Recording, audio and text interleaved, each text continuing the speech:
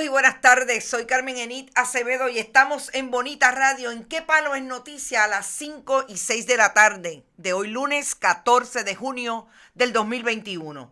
Y en este ¿Qué Palo es Noticia? Vamos a conversar inicialmente con el licenciado ex gobernador de Puerto Rico, ex comisionado residente Aníbal Acevedo Vilá, sobre lo que hoy ha sido una noticia que no debe sorprender a muchos, pero ahí está, el Departamento de Justicia de Estados Unidos diciendo lo que recomienda deben incluir los dos proyectos que están hoy en el Congreso de Estados Unidos para impulsar uno de ellos, la estadidad, y otro que pretende ser un poco más amplio y amarrar al Congreso de Estados Unidos con relación a lo que decida el pueblo de Puerto Rico en una asamblea constitucional de estatus con relación a la definición Puerto Rico, estadidad, independencia.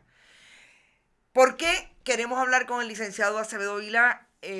Porque yo creo que en este momento en que el país se encuentra en la coyuntura de una crisis social, política y económica, el asunto del estatus siempre está planteado y la discusión de lo que ha pasado en el Congreso de Estados Unidos con relación al estatus siempre ha estado ahí. Y ahí están los nuevos proyectos, Darren Soto, Nidia Velázquez y Alexandria Ocasio-Cortez. Bienvenido a Bonita Radio, licenciado. Sí, Carmen. Buenas tardes a todo el mundo. Gracias por la invitación. El Congreso de Estados Unidos parece decir que no quiere tocar el estatus político de Puerto Rico. ¿Cómo usted lee esta recomendación que el Departamento de Justicia le da al Congreso en relación a los dos proyectos que están pendientes allí, el 2270 o 2070, siempre mal, no me acuerdo, 2270, y Darren Soto, Jennifer González, republicana, comisionada residente de Puerto Rico, en relación al proyecto para supuestamente definir el estatus, pero que todo el mundo habla de que es un proyecto pro estadidad más que nada? Mira, ¿qué te puedo decir? No me sorprende y al no sorprenderme, pues sí me sorprende. ¿Qué quiero decir? Yo desde hace cerca de 20 años llevo diciendo, contrario a lo que dicen algunos analistas y algunos estudiosos que dicen que Estados Unidos está desesperado por atender el tema del estatus de Puerto Rico, que Estados Unidos nos está timoneando hacia una solución. Yo he dicho por mucho tiempo que eso no es así, que Estados Unidos no tiene ninguna política pública relacionada al futuro de Puerto Rico y que básicamente lo único que tiene como política pública es mantenernos en la situación colonial en la que estamos. Desde esa perspectiva han sido consistentes con algunos matices. Todos los presidentes desde la administración de Bill Clinton para acá, esa ha sido para mí la constante. Hoy son dos opiniones separadas. Ellos envían una opinión de 11 páginas para el proyecto de Darren Soto y Jennifer González y una opinión de 5 páginas para el proyecto de Nidia Velázquez y Alexandria Ocasio-Cortez. Mi resumen y de esas dos opiniones es, número uno, que lo único que está en la política pública de Estados Unidos es mantener el régimen actual. Tiene un poco para todas las alternativas en términos de la estadidad. Me llama la atención que es consistente con la administración de Trump en que niega los resultados del plebiscito del 2012, del 2017 y del 2020. O sea, es consistente totalmente. A cada uno le encuentra una falla y básicamente dice que no hay ningún mandato a favor de la estadidad y no reconoce los resultados de esos 3 plebiscitos. En términos de la estadidad, cuando habla de la transición que se tiene que dar si Puerto Rico pidiera la estadidad de verdad, en cuanto a las contribuciones sobre ingresos que tendríamos que pagar, el efecto que tendría sobre la farmacéutica, la manufactura que hay en Puerto Rico, habla de disruption. O sea, usa la palabra disruption, que para mí pues, es un reconocimiento, y déjame ver, quiero estar claro que te digo la palabra correcta. Y economic dislocation. Es la otra palabra que usa. Así que implícitamente nos está validando lo que decimos los que nos oponemos a la estadidad, que la estadidad tendría un efecto negativo sobre la economía de Puerto Rico. Y lo que sí me sorprendió es que le da la vuelta para decir que la Junta de Promesa se puede quedar bajo la estadidad. Y te tengo que admitir que hasta yo pensaba que la estadidad era incompatible con la Junta de Promesa y dice, no, mira, probablemente habrá que hacerle unos ajustes a cómo se escogen los miembros de la Junta, pero se puede quedar la Junta bajo la estadidad. Claro, después dice, a menos que el Congreso quiera eliminar la Junta si Puerto Rico se convierte en Estado. En En, cuanto al Estado, sí, en dime. ese sentido, con relación a la Junta, habla de transición. A mí me pareció interesante porque ¿qué transición puede haber en términos de cómo se ejecuta esa transición en un momento en que tanto se ha planteado lo que significa la Junta para el gobierno autónomo, si es que existe, de Puerto Rico?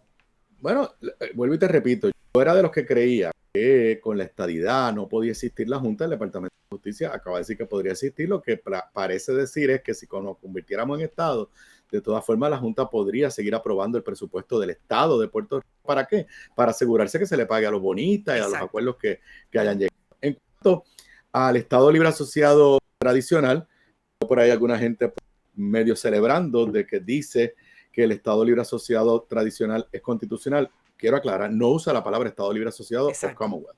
Ujú, Habla del territorio. ujú, Y dice, pues, el territorio es constitucional. Bueno, pues claro, si está en la Constitución reconoce los territorios, ujú. pero en ningún lado menciona las cualidades que históricamente hemos defendido, lo que hemos defendido el Estado librismo. Es más, tiene todo un lenguaje en cuanto a las cláusulas de consentimiento mutuo y las destruye. Uh-huh. Y básicamente lo que concluye es que bajo el actual régimen territorial, así que le llama actual régimen territorial, tú siempre vas a estar bajo los poderes plenarios del Congreso. Y que el Congreso, toda esta teoría que tienen algunos miembros de mi Partido Popular, de que es posible que estés dentro de la cláusula territorial, pero no sujeto a los poderes plenarios, lo destruye. O sea, Claro. básicamente dice, si eres territorio, estás a merced de la voluntad del Congreso. E irónicamente, bueno, no irónicamente, de una forma burda, se fundamenta en los casos insulares.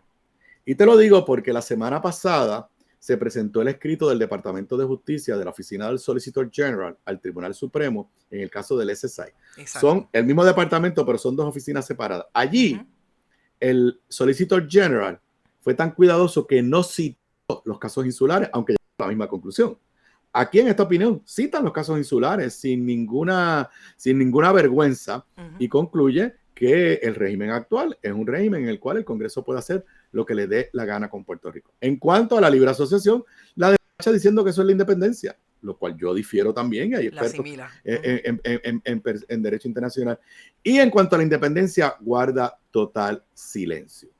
El problema que yo, aparte de que difiero de muchas de las conclusiones de esas opiniones, pues validan lo que ha sido mi posición en los últimos 20 años. Aquí no hay ninguna política pública clara de Estados Unidos en cuanto al tema de estatus. Aquí lo único que Estados Unidos está claro es que ellos no tienen problema con seguir con la colonia. O sea, todo este cuento de que ellos tienen una crisis que le da vergüenza, miren, no. Y si nosotros no logramos generar una voluntad política aquí en Puerto Rico para lograr cambiar esa política pública en Estados Unidos, pues vamos a seguir dando vueltas a la noria sin resolver este, para mí, importante problema. Claro, esto es la opinión del Departamento de Justicia. Exacto. Al final del Eso día, iba. Uh-huh. al final del día, el Congreso puede hacer lo que le dé la gana. Pero como el Congreso tampoco tiene muchas ganas de meterle mano al tema, pues Claro. opiniones como esta van a servir de excusa para tratar de dilatar todavía más la discusión del estatus de Puerto Rico. El Partido Popular ha estado dividido y más recientemente por muchas razones, en muchos asuntos, con relación al estatus, un ala bastante conservadora de un liderato que todavía ubica y niega a la colonia bajo el estatus actual. Que no era así necesariamente, esa división no era tan profunda en otros momentos de la historia. Supondría este asunto por dos vías, que el Partido Popular o se renueva o desaparece en términos del tema del estatus. ¿O ahí le parece a usted que cancha para discutir el asunto y que prevalezca con un cambio fundamental desde el punto de vista ideológico? El tema del Partido Popular está vinculado al tema de estatus, pero está vinculado a otros temas. O sea, yo llevo haciendo señalamientos privados y también públicos de que el Partido Popular tiene que interpretar el resultado de las elecciones del 2016, el resultado de las elecciones del 2020, y que si se interpretara y se analizara correctamente, se ve que hay una desconexión entre lo que el partido cree que representa y lo que el país entiende que representa. Y me parece que el partido no está claro hacia dónde quiere llevar a Puerto Rico, y si tú no tienes un proyecto político claro, pues es muy difícil que la gente confíe en ti, y eso incluye el tema del estatus. Yo no veo cómo alguien puede leer esa opinión de hoy del Departamento de Justicia y de la forma que describe al current territorial status. Yo no sé cómo alguien puede leer eso y no concluir que son una colonia burda, porque prácticamente lo dice así claramente. Es más, deja ver si aquí puedo encontrar, porque tengo en la pantalla la opinión y quiero ver si puedo, no te voy a hacer perder mucho tiempo. No hay problema. Pero, y porque no lo había marcado, te tengo que transmitir, pero como ellos hablan de la cosa del mutual consent y el consentimiento mutuo. Ok, aquí dice. Ok, dice más adelante. Pero no quiero. Hay un juego de palabras increíble. Sí. Yo siempre he creído que okay. el asunto lingüístico. We continue to believe that the Constitution limits Puerto Rico to 3 constitutional choices. The current territorial status. No dice Commonwealth status, dice territorial status. Statehood and independence. Entonces, más adelante dice that our view on this issue also rests on that one Congress cannot irrevocably bind subsequent Congress. Although this general rule is subject to limitations imposed by the due process, dice que due process no le aplica a Puerto Rico, y que por ende cualquier cláusula que hable de convenios, dice, in the past, Congress purport to enter into covenant with territories that will be alterable only by mutual consent. Y cita a las Northern Marianas. Pero después dice que, dice claramente aquí, but in view of the foregoing principle, we believe that these provisions cannot be binding, a view that which the department has long subscribed. Que aunque el Congreso apuesta, que no es el caso, que no lo dice así claramente, pero en el caso de las Islas Marianas puso la palabra covenant y que solamente podía ser cambiado por mutuo consentimiento, dice claramente que eso era posible, que bajo la cláusula territorial eso no es posible. Y que no amarra a futuros congresos. Jennifer González ha dicho algo que yo quisiera que usted me lo interpretara desde el punto de vista político y cuál es el discurso que ha esgrimido Jennifer González cuando recibe esta opinión. Me alegra que el Departamento de Justicia no encontrara fallas constitucionales a mi proyecto de la estadidad. Estamos listos para continuar trabajando en hacer cumplir la voluntad del pueblo de Puerto Rico. Esto no es desde el punto de vista político y de la comunicación política una posición bastante demagógica, sin entrar en los fundamentos que le dice demasiado el Departamento de Justicia al proyecto Darren Soto, Jennifer González. Mira, lo que pasa es que el Departamento de Justicia respalda los dos proyectos. Dice que no tiene problema ni con el de Darren y Jennifer ni con el de Nidia. O sea, ellos no dicen que los proyectos son inconstitucionales. Exacto. Le hacen recomendaciones a los dos proyectos, pero cuando entra en la parte procesal / sustantiva, pues es obvio que está mandando unos banderines de unos alertas. En el caso de la estadidad, número 1, no reconoce, como ya hablamos, los plebiscitos anteriores, y número 2, no levanta las banderas en los temas de económicos, y da la sensación de que no descarta la posibilidad de que nos convirtamos en un territorio incorporado antes de ser Estado, que es pagar contribuciones sin tener los derechos de la estadidad. Pero de la misma forma que ella pone ese tuit, pues Nidia podría poner un tuit diciendo que validaron el de ella. Yo honestamente creo que en este momento histórico, todos los sectores ideológicos de Puerto Rico lo que tienen que hacer es hacer una reflexión profunda y darse cuenta que a Estados Unidos no le interesa el tema. Y pues Jennifer González ha optado por tratar de celebrar esta opinión para sacar su ventaja política. Tristemente no va a adelantar la estadidad con esa actitud. Yo no estoy de acuerdo con las opiniones, y creo que las opiniones lo que le hacen es que le cierran alternativas de futuro a Puerto Rico, por lo que te dije al principio, porque lo único que Estados Unidos está tranquilo es con el régimen colonial actual. El ya hablamos un poco de lo que pasa al interior del Partido Popular Democrático. Al interior del Partido Nuevo Progresista parecería que no necesariamente están divididos con relación al asunto del estatus, pero hay demasiadas divisiones, lideratos versus lideratos, quién está y quién no está, quién tiene posibilidades al 2024, o sea que hay otras divisiones que podrían obviamente alterar y afectar lo que podría ser una coyuntura importante para tomar decisiones en colectivo, independientemente de quién esté impulsando qué.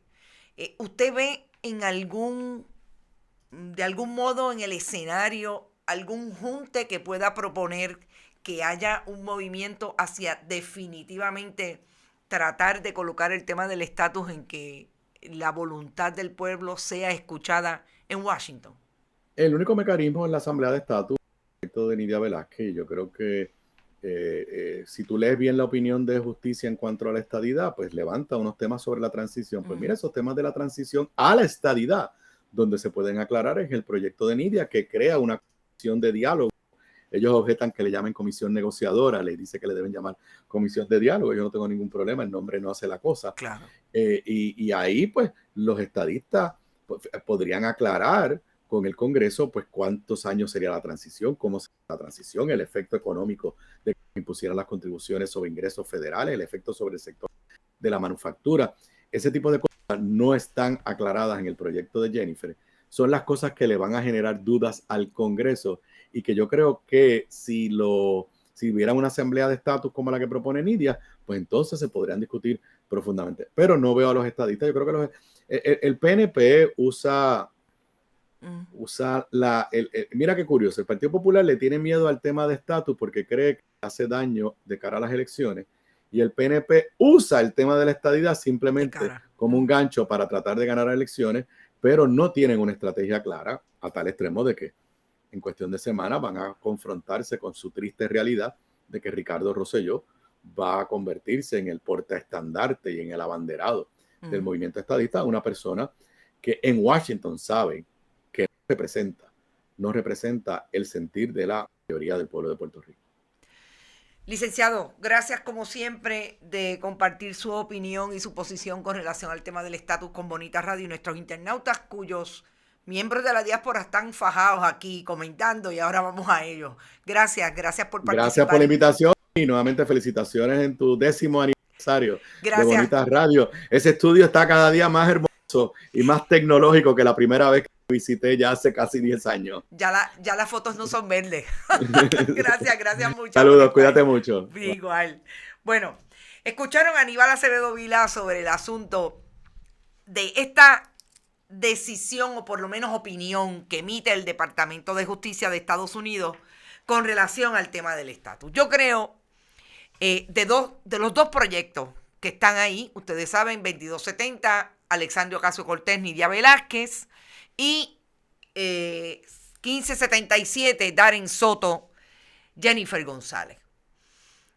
Yo creo que lo que es evidente de este asunto, donde queda el innombrable ELA en esta opinión.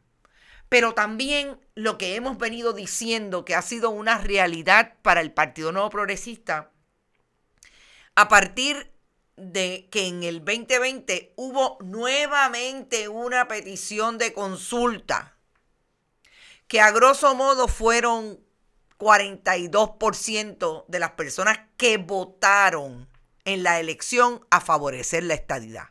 O sea, no hubo ni siquiera una mayoría, ni un 50+1.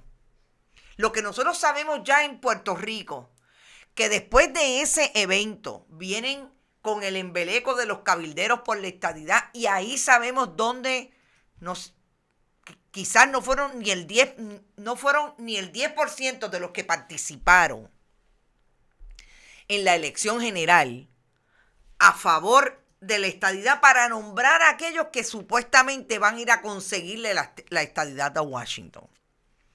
Después de ese imaginario y ese escenario político alrededor del Partido Nuevo Progresista impulsando la estadidad, tenemos la realidad de que al interior de ese partido se están matando porque el que sacó más votos en esa ínfima participación electoral en relación a los cabilderos por la estadidad es el gobernador renunciante, el que tiene la medalla dentro de la historia política de Puerto Rico como el primer gobernador que tiene que renunciar porque el pueblo se lo pide. Y hoy Washington le dice, no solamente tengo cuestionamientos y que tienes que estar claro de ventilar y discutir cómo sería esa transición que incluso puede tener una junta de control fiscal, que ellos habían negado la posibilidad, el exgobernador nos dice que incluso él pensaba que no, sino que los coloca también en el cuestionamiento de que lo que se haga hoy con relación al asunto del estatus no obliga a otros congresos. Yo creo que está bastante claro de cuáles son los supuestos defectos, pero sobre todo, no tiene ningún interés el gobierno de Estados Unidos y el Congreso, por lo pronto, de atender el asunto de estatus para descolonizar. Que hay un ala del Partido Popular Democrático, como por ejemplo el propio exgobernador, que piensa que la libre asociación es un estatus en sí mismo y que debería estar ahí. Esa es otra historia. Pero el Congreso de Estados Unidos está mandando el Departamento de Justicia de Estados Unidos está mandando un mensaje hoy bastante claro, en una opinión de 11 páginas. Yo digo votado también, dice Ángel Gabriel. Me parece que habría que decir específicamente lo que hoy no queda duda de que pasa en el gobierno de en el gobierno de Estados Unidos con relación al estatus de Puerto Rico. Y yo lo voy a traer por analogía a lo que ha ocurrido en Israel con la victoria de por lo menos 8 partidos a nivel del parlamento de ese país, que destrona al primer ministro Netanyahu.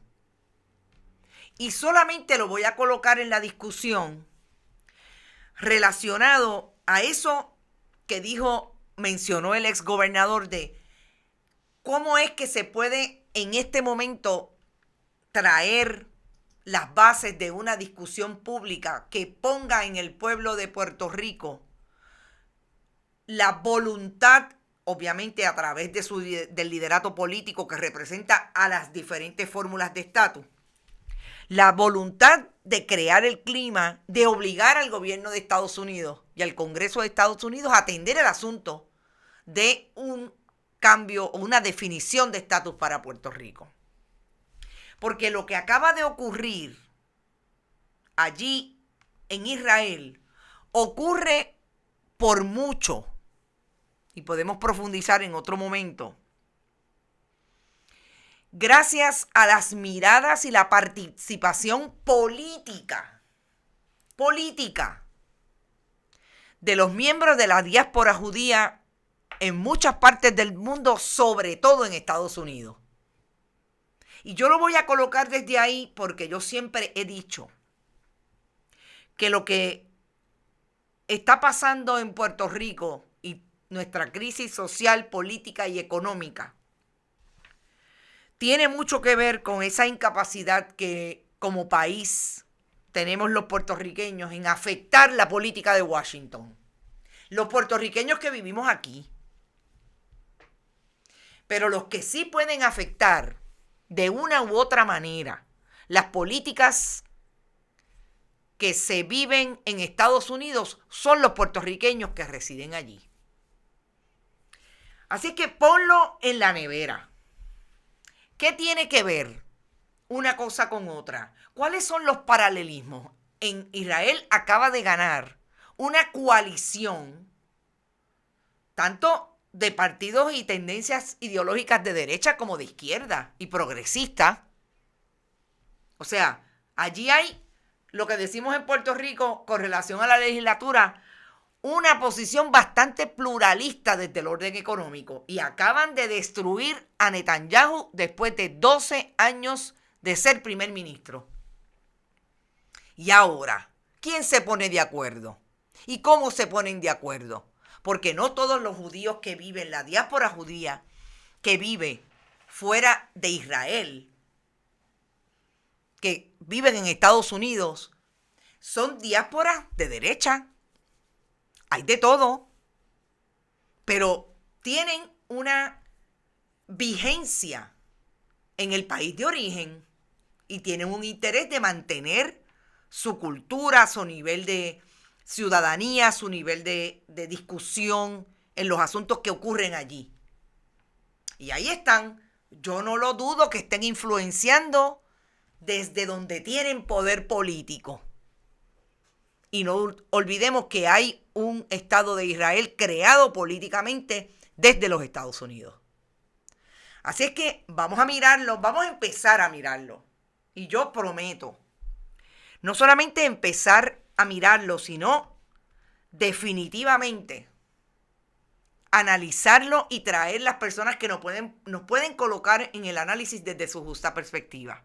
Dice Rafael Torres, Netanyahu tenía investigaciones de corrupción y en sus manos hay mucha sangre. Exactamente.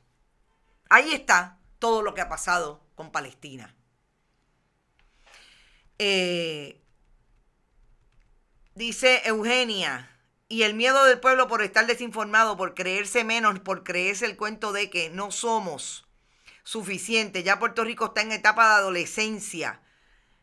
Pero hay que analizar cómo se desarrolla esa nueva diáspora en los Estados Unidos que apoyarían, porque el sur son más conservadores. Netanyahu es el responsable, dice Juan Carlos Olmeda, del genocidio en Palestina. Así es que realmente cuando vi lo que está pasando en Israel, lo que vemos hoy, que es una posición del gobierno de Estados Unidos desde el Departamento de Justicia, Congreso, vamos a ver cómo reacciona el legislativo, el Congreso de Estados Unidos, desde este asunto con relación al estatus. Pero, en efecto, hay miradas que hay que hacer análisis transversal porque esto no está tan sencillo como lo estamos viendo hoy. La novia de mi hija es judía rusa y dice que no está de acuerdo con las matanzas de palestinos por quedarse en Gaza. Dice Ivonne. Ivonne, de eso es lo que estoy hablando. Cuando uno ve que gana una coalición tan diversa y que quien gana como primer ministro, Bennett, gana con esas otras fuerzas, estamos viendo reacciones que no son necesariamente exclusivamente de lo que está viviendo allí políticamente y el poder que tiene o no tiene el poder el pueblo de Israel. Yo creo que eso es lo interesante. Ponlo en la nevera y en el microondas, dice Cintia. Saludos, Cintia, y espero que estés muy bien. Así que ese fue nuestro primer tema y no puedo dejar de decir compartan. Me voy a mover, distinguida, me voy a mover un poco hacia la izquierda para poder manejar mejor. Compartan. Recuerden que estamos en bonitasradio.net, que ustedes pueden donar a través de PayPal, tarjetas de crédito. También lo pueden hacer en la Fundación Periodismo 21, en su ATH móvil. Fundación Periodismo Siglo XXI recibe cheques o giros postales a nombre de la Fundación PMB 284, P.O. Box 19400, San Juan, Puerto Rico, 00919-4000. Y también pueden ir a todas nuestras plataformas web, Bonita-Radio, Bonita Radio en Instagram, iVoox, iTunes y Spotify, los podcasts los programas tipo podcast allí en Bonita Radio. Bueno, no inglés de country hoy. Ivonne, interesante. Sí, no, estoy matando la liga del inglés de country. Deben estar mis maestras felices porque estoy hablando disque un poquito mejor. Brillante, Carmen, brillante, dice Margarita. En Estados Unidos la diáspora judía no es una de carácter monolítico, exacto. Los judíos son un ejemplo de un pueblo que en ausencia no abandona a sus hermanos y los puertorriqueños nunca abandonamos a la isla. Ese es el asunto. Por eso es que veo unas tangencias ahí y voy a seguir mirándolo, pero sobre todo, voy a traer especialistas para ver si podemos hablar y profundizar sobre el tema. Dice Ricardo, ¿cómo nos fue ayer en la recaudación? No hemos terminado la contabilidad, pero tengo que decir que yo creo que fue un ejemplo de que a Puerto Rico le interesa su periodismo. A Puerto Rico le interesa estar mejor informado. Le interesa que le hablen desde el periodismo, le interesa que sea parte del proyecto cultural, político, puertorriqueño, un periodismo que hable de frente, que converse, que los mantenga a ustedes informados de lo que está ocurriendo en el país. Estemos o no estemos en el país, porque ya sabemos lo que pensamos de que la diáspora puertorriqueña en cualquier parte del mundo hace patria. Y son ustedes los que nos están escuchando y apoyando. Buenas tardes, pero segura, dice Wanda Conde. Wanda, ¿estás ahí? Margarita, gracias por estar siempre. Sandra, claro que sí que saben, pero se proyectan al pueblo como les dije al principio. Están hablando entre ustedes y no entiendo. Robert Baldwin, Puerto Rico sufre de un infantilismo político que fue creado y desarrollado por el Partido Popular. Eso se vio evidente en la entrevista de Aníbal, que todavía demuestra el miedo por la independencia. Ese infantilismo ha atrasado a Puerto Rico tanto que ha permitido que un partido como el PNP, que es una mafia, pueda engañar al pueblo de Puerto Rico fácilmente. Yo voy a diferir en algo del asunto del infantilismo que tenga exclusivamente un sello del Partido Popular. Yo creo que aquí hay muchos responsables y la dejadez de los diferentes movimientos políticos. Y vamos quizás a estructurarlos desde las insignias. Es responsabilidad de mucha gente. Claro, el Partido Popular tiene lo suyo y ahí por eso mi cuestionamiento de qué va a hacer el Partido Popular con un liderato tan conservador que al día de hoy niega que Puerto Rico sea una colonia de Estados Unidos. Pero definitivamente, saludos Lucy Díaz, te quiero mucho, eso es una gran amiga de country para el mundo. Nos interesa el periodismo verdadero y comprometido. Y en ese sentido, Robert, yo creo que también tiene que asumir una responsabilidad hacia dónde ha construido el Partido Independentista el discurso público para que Puerto Rico o los puertorriqueños o los residentes de este país tengan una visión amplia y una posición de avanzada que los pueda colocar como adeptos de la fórmula de la independencia. Yo creo que la culpa es huérfana. Aquí nadie quiere nunca asumir responsabilidad de la culpa, pero yo creo que son muchos los actores en esa construcción del infantilismo que tiene mucho que ver, como decíamos esta mañana, con la educación. Y el asunto del miedo va mucho más allá del infantilismo. Cuando yo escuchaba ayer el testimonio de Margarita, yo creo que la estructura de los mecanismos de represión del Estado se han ejercido hasta un punto que en el 100 por 35 habemos gente que sencillamente se nos vedan trabajos, se nos veda la posibilidad de tener un espacio de discusión y de tener acceso a una mejor calidad de vida por lo que pensamos. Y esas estructuras represivas han venido de dos partidos políticos que han estado en el poder, definitivamente, unos más que otros en unos momentos específicos, pero que han dejado una huella terrible. Y no hay peor amigo o enemigo, en este caso, de la libertad que no sea el miedo. Y ahí está el desarrollo de una cultura de miedo. Además de el desarrollo de una cultura ciudadana con muy poco acceso y ninguna intención de acceder al conocimiento para cuestionar las estructuras de poder. Juan Carlos dice que el testimonio de Margarita fue muy emotivo. Así es. Bueno, y a esta hora yo tengo que decir que la última nota que vamos a discutir es lo que nosotros hemos venido planteando desde el pasado jueves, que se incendió la subestación de Monacillo allí en Río Piedra. Nosotros hablamos de que cuál era la evidencia, si alguna, que tenía el Estado de que había habido mano criminal.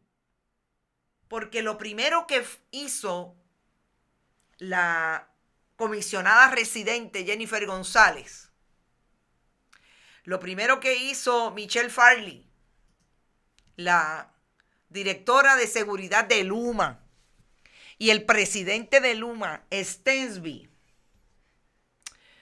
fue insinuar que allí en las facilidades de Luma en Monacillo había habido mano criminal. Porque ellos no tenían claro cómo es que habían habido tantos incidentes. Cuando yo digo que nunca lo dijeron directamente, es que lo insinuaron y colocaron, como cualquier repetidor de la propaganda, en los diferentes posicionamientos públicos, redes sociales, portavoces en radio, televisión y prensa escrita, a nivel de los medios tradicionales, a esos portavoces del sabotaje, que planteaban que en efecto no era raro que lo que hubiera pasado era sabotaje, porque veníamos de 2 semanas desde que el 1 de junio tomó posesión de esa fase de privatización en la Corporación Pública Autoridad de Energía Eléctrica, la privatizadora Luma. Pues, ¿qué le dice hoy el secretario del Departamento de Seguridad Pública, Alexis Torres, a los periodistas? Te puedo adelantar, aunque no tengo los reportes finales, que todo indica que fue una falla técnica del equipo que estaba en el lugar. Añadió que próximamente va a haber una declaración oficial con la información técnica del Departamento de Seguridad Pública. Espero que en los próximos días me entreguen ambos, el negociado de la policía como el negociado de bomberos, el reporte final, y así podemos decir finalmente qué fue lo que pasó. El incidente se reportó a las 6:10 de la tarde del pasado jueves. No habían pasado 4 horas que Jennifer González decía que le estaba bien sospechoso lo que estaba pasando en la Autoridad de Energía Eléctrica y que ella había instado a las autoridades estatales y de Estados Unidos que hicieran las investigaciones correspondientes. Nos dimos cuenta que no era cierto, porque antes de que Jennifer González dijera lo que dijo, ya las autoridades federales habían dicho que habían tomado nota del asunto y que estaban en comunicación con las autoridades estatales. ¿Cómo fue que dijo que quien menos dijo fue Justo Torres, aquel que fue director ejecutivo de la Autoridad de Energía Eléctrica, que dijo que su impresión y por la información que tenía, lo que pasó en Monacillos había sido una falla técnica? Hoy lunes, a las 5:45 de la tarde, ¿dónde está Jennifer González? ¿Dónde está el gobernador del 32% diciendo que su director de seguridad pública está diciéndole que aquellas insinuaciones no hay evidencia de que eso sea así. ¿Dónde están recogiendo velas? ¿Dónde están diciendo, como insinuaron en aquel momento, hoy diciendo con información, que en efecto no fue sabotaje? Porque yo pienso que si fueron tan fuertes como para salir en un tweet, porque como ellos gobiernan a través de los Twitter, diciendo que había que investigar porque quien sufría era el pueblo, dijo Pedro Pierluisi. ¿Dónde están hoy diciendo que no? ¿Dónde están diciendo hoy que desde hace 15 años, 10 años, desde que Luis Fortuño era gobernador de Puerto Rico, dejaron de atender el mantenimiento consecuente que había que darle al sistema eléctrico? Y entonces lo que ocurrió el jueves pudo haber sido consecuencia de ese mantenimiento, de esa falta de mantenimiento. ¿Dónde están diciéndole hoy al país que en efecto Homeland Security, la agencia que reúne a todas las agencias de ley y orden de Estados Unidos, vigilan permanentemente todas las operaciones de la Autoridad de Energía Eléctrica, porque es parte del sistema que puede sufrir no solamente fallas, sino que en el pasado han sido objeto de actos criminales? O sea, no es que el FBI entra y no sabe lo que está pasando en Monacillo, en Palo Seco, etcétera. Eso es fundamental para cualquier agencia de seguridad. ¿Por qué no le dijeron eso al país el jueves? Y salieron para poner la semilla de que había sido Lautier y los trabajadores que están protestando pacíficamente, denunciando los derechos que entienden le han sido violentados. Esas son las preguntas que nos tenemos que hacer. Cintia Rosario dice, se cae de la mata que no fue sabotaje, como para qué no Lautier va a querer hacer un sabotaje, ¿qué ganarían? Exacto. Dice Salvador, en la radio tradicional estaban planteando sin evidencia esa posibilidad de sabotaje. Se trataba de abogados y políticos que derrotados desinformaban a través de las ondas hertzianas. Lamentablemente esos medios se han convertido en repetidoras de opiniones sin fundamento, cual si fueran muros de redes sociales. Por eso es tan importante que los periodistas más competentes ocupen la radio para preguntar e investigar con imparcialidad. Anoche lo discutimos de alguna manera. Milagros Ortiz Ramos dice, Alex Delgado se quedó con las ganas de que fuera Lautier. Que pidan disculpas, dice France. Y esta isla donde las personas razonan poco y creen mucho, es muy peligroso cuando se habla de sabotaje. Algunos periodistas todavía hablan de sabotaje. Yo no sé cómo lo pueden establecer. Me dicen, no lo he escuchado, que hace un rato una abogada comentarista, personality de esas que han colocado en los diferentes medios de comunicación tradicionales, estaba cuestionándose que todavía no se puede decir que no es sabotaje. Caramba, es que parece que alguien les está pagando para que digan que es sabotaje. Yo lo que quisiera es que me dijeran en qué nómina están. Porque yo creo que lo que hay que hacer responsablemente, por lo menos desde el periodismo, es denos la evidencia. ¿Dónde está la evidencia que fue sabotaje? Hoy lo están diciendo el director de Seguridad Pública. Toda la información que tengo es que, mire, falla mecánica. Así las cosas, nos vamos. Nos vamos hasta mañana a las 11 de la mañana en Esto es lo Último. Vayan a bonitasradio.net. También pueden ir a través de Fundación Periodismo 21 a donar. Desde ahora pueden donar esta misma semana. Vamos a colocar los diferentes precios de las camisetas, las gorras, las tazas que tenemos y que hemos reproducido para seguir atrayendo fondos a Bonitas Radio y a la Fundación Periodismo Siglo XXI. Así que espérenlo porque yo les dije que iba a pasar y sí va a pasar. aquellos que hicieron sus donativos dentro de el pasado mes, de acuerdo a las promociones que hicimos de donativos regalos, por favor, envíen un correo electrónico. Estamos ahora repasando y haciendo la contabilidad.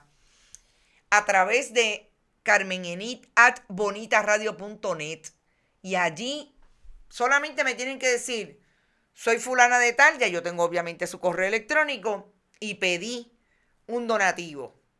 Di un donativo regalo. Y a base del precio, establecemos cuál es.